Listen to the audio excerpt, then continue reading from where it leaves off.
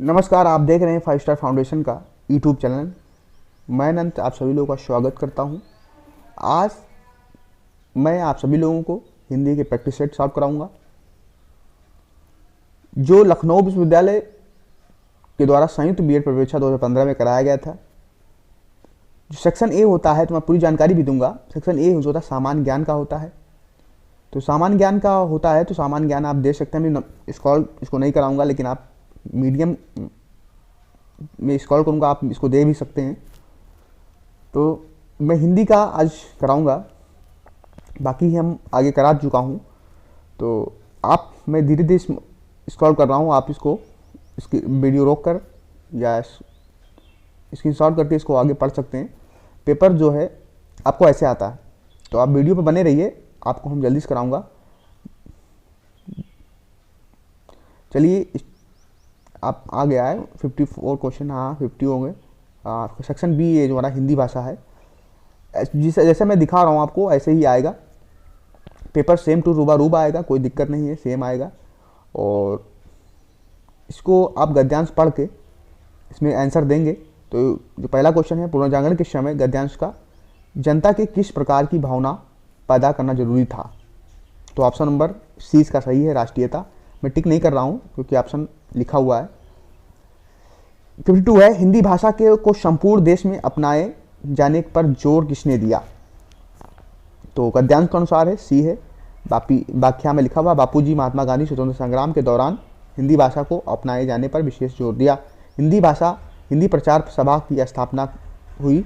तो हिंदी प्रचार सभा की स्थापना सन 1920 में हुई। और सम्मेलन पूछ सकता है, तो सम्मेलन सबसे पहले नागपुर में हुआ था, हिंदी सम्मेलन। तो ये लिखा है, मद्रास चेन्नई में सन 1919 में हिंदी साहित्य सम्मेलन में दक्षिणी प्रचार कार्यालय हेतु हिंदी प्रचार सभा की स्थापना हुई थी। सत्यार्थ प्रकाश की रचना की है, किसने की है? तो किसमें है? तो हिंदी भाषा में है। और किसने की है? तो दयानंद जी ने की है। अपनी गुजराती भाषा थी, लेकिन राष्ट्रीयता के परिचय हुए सत्यार्थ प्रकाश की रचना उन्होंने हिंदी में की थी, लिखा हुआ है, व्याख्या में पढ़ सकते हैं। 55 क्वेश्चन जो है, हिंदी में नवयुवकों को हिंदी की शिक्षा हेतु कहाँ भेजा गया था या भेजा गया?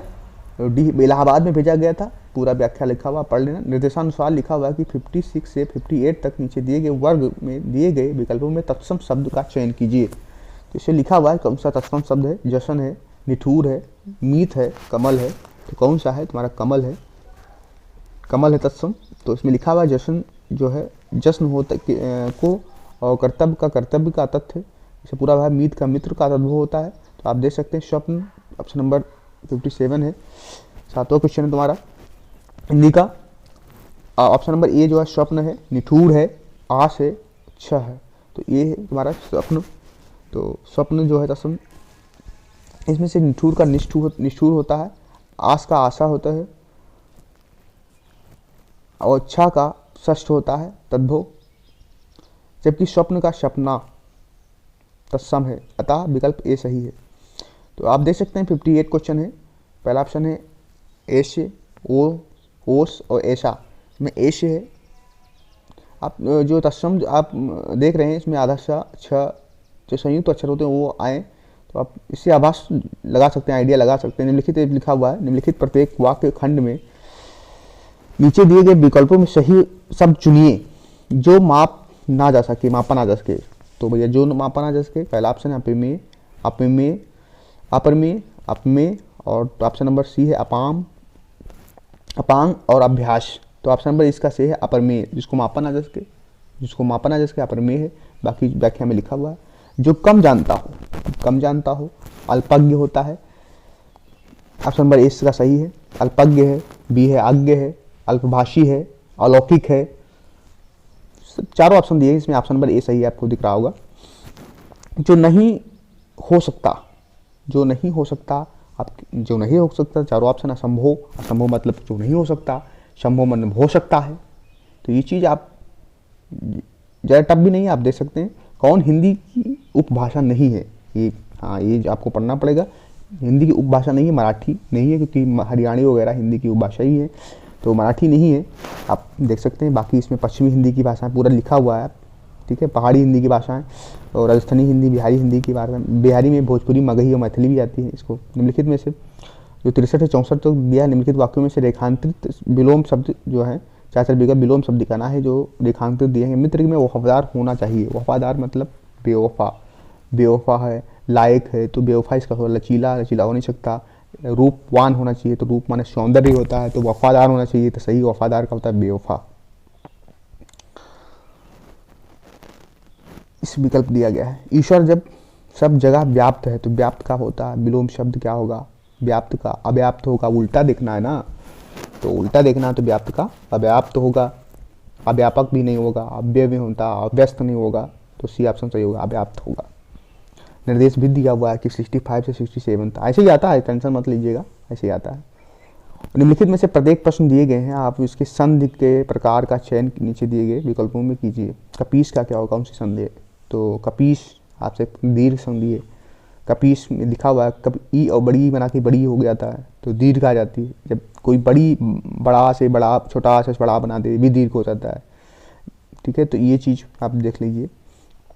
दिबांगर तो व्यंजन संधि है, क्योंकि दिक देखो जब कभी दिक माने जो अलंत लग गया तो आधक्का का जो पहले आ जाए तो ये व्यंजन संधि हो सकता है, होता भी है, आप देख सकते हैं।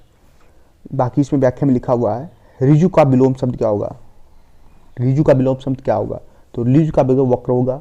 पहला ऑप्शन सरल भी है, सीधा है, और त्रियक है, वक्र है, तो वक्र होगा। में व्याख्या में लिखा है ऋजु का विलोम शब्द वक्र, सरल का विलोम शब्द का है कुटिल होगा, कठिन का सीधा होगा, विलोम शब्द टेढ़ा का उल्टा होगा। तो हिंदी की आदि जननी क्या है, आदि जननी जिसे हिंदी उत्पन्न हुई हो आदि जननी बोलते हैं। वैदिक संस्कृत भी बोल सकते हैं इसको। ठीक है, संस्कृत से हिंदी का उत्पादन हुआ या उत्पन्न हुई, तो लिखा हुआ है व्याख्या में। निर्देश दिया हुआ कि 69 से 17 तक निम्नलिखित प्रश्नों के संधि विच्छेद का चयन कीजिए।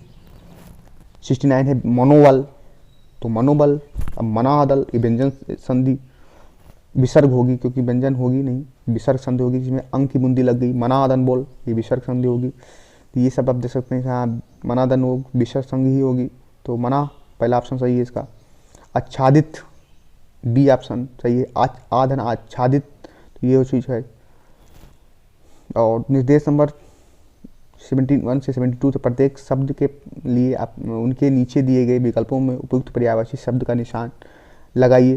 पर्यायवाची तोय का पर्यायवाची क्या होता है आप समझ सकते हैं, तोय का जल होता है, नीर होता है, ये चीज़ है तोय का।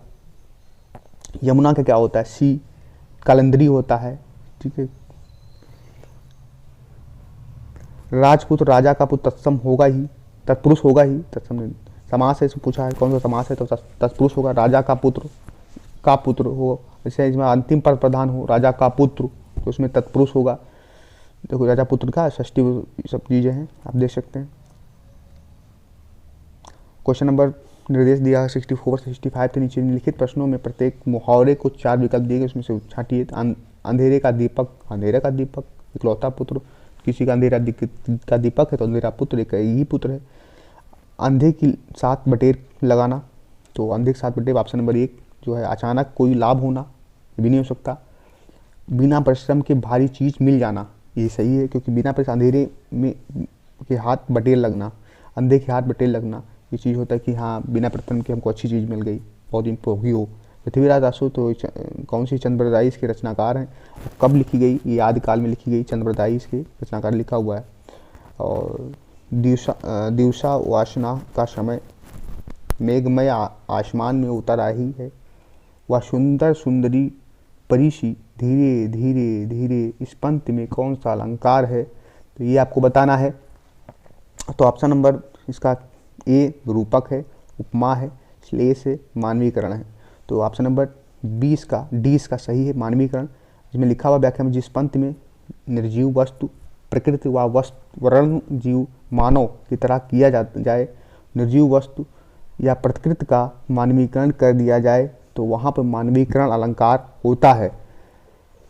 निर्देश में निम्नलिखित लोकश्रुतियों को सही चयन कीजिए। हाथ कंगन को अरसी क्या, हाथ कंगन को अरसी क्या, प्रत्यक्ष को प्रणाम की आवश्यकता नहीं है। यानी हाथ के कंगन को अरसी क्या, तो प्रत्यक्ष जो है जो हो चुका हो रहा है उसको प्रणाम की आवश्यकता नहीं है। तो ये आप सही देख सकते हैं, व्याख्या भी लिखा हुआ है। पाहन शब्द का पर्यायवाची क्या है? पाहन माने पहुना होता है। पाहन शब्द का पर्यायवाची क्या है? पाहन, पाहन है, पहुना नहीं होता। पाहन मतलब सी इसका सही है। दिए के बिल्कुल में पाहन पत्थर का पाहन पर्यायवाची होता है। मन रे तन कादर की पुतला, कागज का पुतला है। मन जो है मेरे कागज का पुतला है। लगो बूंद बरसई जय छीन में, गर्व करे क्या इतना। इस पंक्ति में कौन सा रस है?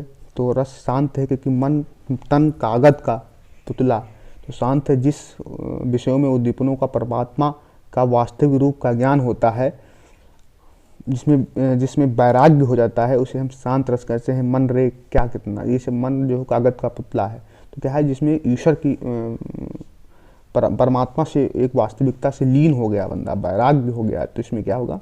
वैशाख की अमावस्या को बरगद के पेड़ की पूजा औरतें करती हैं। तो वैशाख की अमावस्या में बरगद के पेड़ की पूजा क्या कौन करता है? औरतें ही करती हैं। तो औरतें करती हैं तो ऑप्शन नंबर बी होगा, सुहारिन होगा। तो बरसात त्यौहार वैशाख में अमावस्या को मनाया जाता है, जिसमें सुहारिन औरतों अपना सुहाग की रक्षा के लिए बरगद के पेड़ की पूजा करती हैं। मनुष्य का बड़ा ममत्व प्रेम है।